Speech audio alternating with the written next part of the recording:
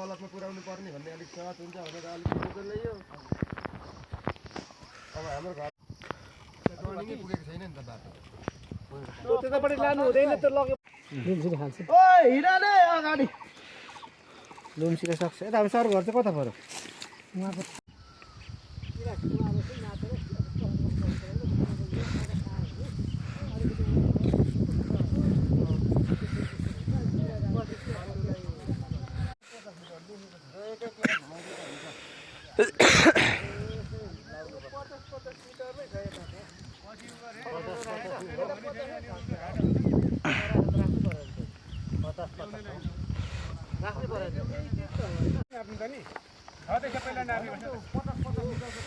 बिचमा 50 चाहिँ लाउनु पर्यो क्या 100